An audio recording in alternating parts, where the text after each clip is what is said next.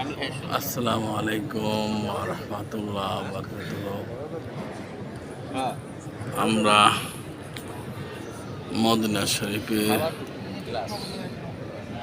শুক্রবার জুম্মার নামাজ পড়ার উদ্দেশ্যে চলে এসেছি।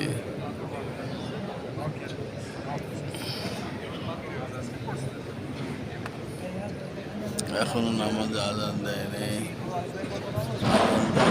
অনেক আগে আমরা এখানে এসে পৌঁছেছি। লোকে পরিপূর্ণ। 2 ঘন্টা আগে না আসলে ভিতরে ঢোকা যায় না, যার জন্য আমরা 2 ঘন্টা আগে এখানে এসে পৌঁছেছি।